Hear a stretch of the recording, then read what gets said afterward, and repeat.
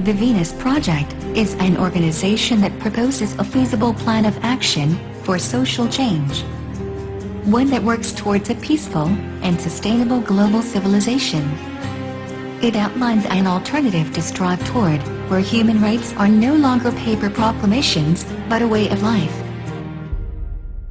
The Venus Project operates out of a 21.5-acre research center located in Venus, Florida. When one considers the enormity of the challenges facing society today, we can safely conclude that the time is long overdue for us to re-examine our values and to reflect upon and evaluate some of the underlying issues and assumptions we have as a society. This self-analysis calls into question the very nature of what it means to be human, what it means to be a member of a civilization, and what choices we can make today to ensure a prosperous future for all the world's people. At present, we are left with very few alternatives. The answers of yesterday are no longer relevant.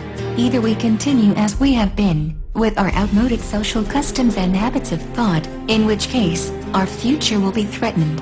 Or, we can apply a more appropriate set of values that are relevant to an emergent society. Experience tells us that human behavior can be modified either toward constructive or destructive activity. This is what the Venus Project is all about. Directing our technology and resources toward the positive for the maximum benefit of people and the planet, and seeking out new ways of thinking and living that emphasize and celebrate the vast potential of the human spirit. We have the tools at hand to design and build a future that is worthy of the human potential. The Venus Project presents a bold, new direction for humanity that entails nothing less than the total redesign of our culture. What follows is not an attempt to predict what will be done, only what could be done. The responsibility for our future is in our hands and depends on the decisions that we make today. The greatest resource that is available today is our own ingenuity. While social reformers and think tanks formulate strategies that treat only superficial symptoms, without touching the basic social operation, the Venus Project approaches these problems somewhat differently. We feel we cannot eliminate these problems within the framework of the present political and monetary establishment. It would take too many years to accomplish any significant change.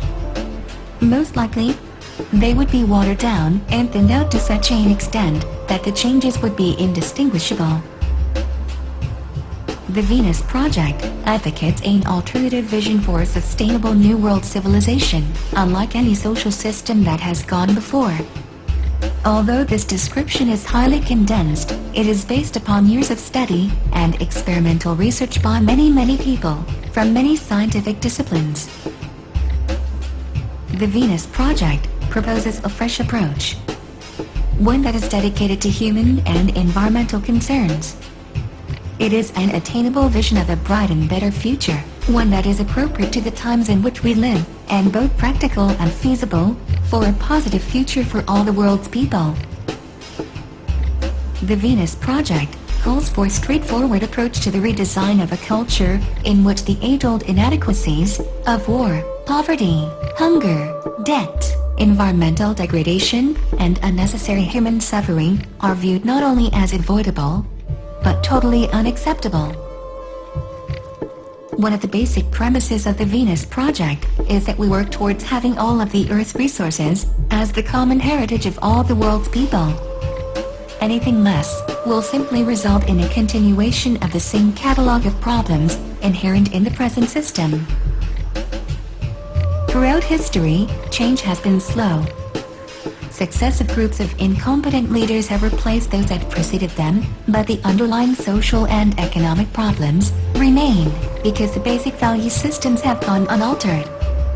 The problems we are faced with today cannot be solved politically or financially, because they are highly technical in nature.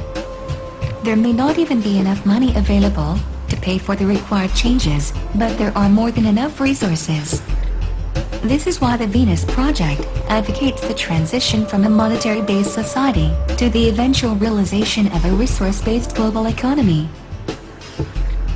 We realize to make the transition from our present culture, which is politically incompetent, scarcity-oriented, and obsolete, to this new, more humane society, will require a quantum leap in both thought and action. The Venus Project, Perspective. An obsolete monetary system.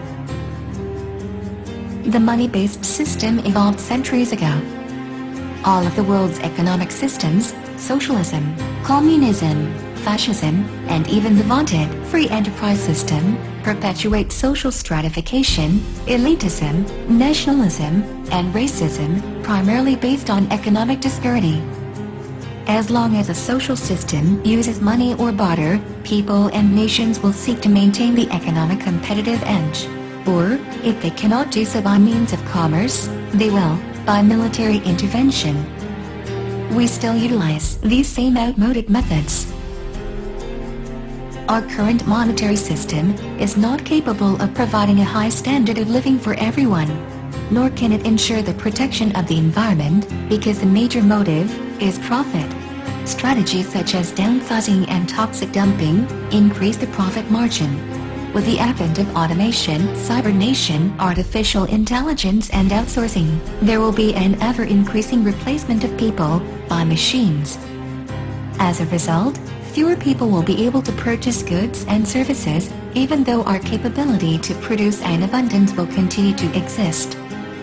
Our present outmoded political and economic systems are unable to apply the real benefits of today's innovative technology to achieve the greatest good for all people, and to overcome the inequities imposed upon so many. Our technology is racing forward, yet, our social designs have remained relatively static. In other words, cultural change has not kept pace with technological change. We now have the means to produce goods and services in abundance for everyone. Unfortunately, today's science and technology have been diverted from achieving the greatest good for reasons of self-interest and monetary gain through planned obsolescence, sometimes referred to as the conscious withdrawal of efficiency. For example, the U.S. Department of Agriculture, whose function is presumed to be conducting research into ways of achieving higher crop yields per acre, actually pays farmers not to produce at full capacity.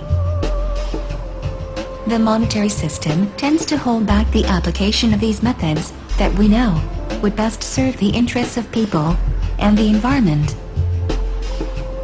In a monetary system, purchasing power is not related to our capacity to produce goods and services. For example, during a depression, there are computers and DVDs on store shelves and automobiles in car lots, but most people do not have the purchasing power to buy them. The earth is still the same place, it is just the rules of the game that are obsolete and create strife, deprivation, and unnecessary human suffering. A monetary system developed years ago as a device to control human behavior in an environment with limited resources. Today, money is used to regulate the economy, not for the benefit of the general populace, but for those who control the financial wealth of nations. The Venus Project, Perspective. A resource-based economy. All social systems, regardless of political philosophy, religious beliefs, or social customs, ultimately depend upon natural resources, such as clean air and water, arable land, and the necessary technology and personnel to maintain a high standard of living. Simply stated, a resource-based economy utilizes existing resources rather than money, and provides an equitable method of distributing these resources in the most efficient manner for the entire population. It is a system in which all goods and services are available, without the use of money, credits, barter, or any other form of debt or servitude. Earth is abundant, with plentiful resources. Today our practice of rationing resources through monetary methods is irrelevant and counterproductive to our survival. Modern society has access to highly advanced technologies and can make available food, clothing, housing, medical care, a relevant educational system, and develop a limitless supply of renewable, non-contaminating energy, such as geothermal, solar, wind, tidal, etc. It is now possible to have everyone enjoy a very high standard of living, with all of the amenities that a prosperous civilization can provide. This can be accomplished through the intelligent and humane application of science and technology. To better understand the meaning of a resource-based economy, consider this. If all the money in the world were destroyed, as long as topsoil, factories, and other resources were left intact, we could build anything we choose to build, and fulfill any human need. It is not money that people need, rather, it is free access to the necessities of life. In a resource-based economy, money would be irrelevant. All that would be required are the resources, and the manufacturing and distribution of the products. When education and resources are made available to all people, without a price tag, there would be no limit to the human potential. Although this is difficult to imagine, even the wealthiest person today would be far better off in a resource-based society, as proposed by the Venus Project. Today, the middle classes live better than kings of times past. In a resource-based economy, everyone would live better than the wealthiest of today. In such a society, the measure of success would be based on the fulfillment of one's individual pursuits, rather than the acquisition of wealth, property and power. The choice is ours to make. Human behavior is subject to the same laws as any other natural phenomenon. Our customs, behaviors, and values are byproducts of our culture. No one is born with greed, prejudice, bigotry, patriotism, and hatred. These are all learned behavior patterns. If the environment is unaltered, similar behavior will reoccur. Today, much of the technology needed to bring about a global resource-based economy exists. If we choose to conform to the limitations of our present monetary-based economy, then it's likely that we will continue to live with its inevitable results. War, poverty, hunger, deprivation, crime, ignorance, stress, fear, and inequity. On the other hand, if we embrace the concept of a global resource-based economy, learn more about it, and share our understanding with our friends, this will help humanity evolve out of its present state.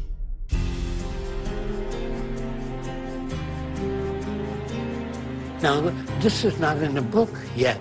The scientific method applied to society is something people don't think about much. But if you want to know where the answers may lie, it is in the application of the methods of science with human concern and environmental concern. For more information, please visit the Venus Project at www.thevenusproject.com.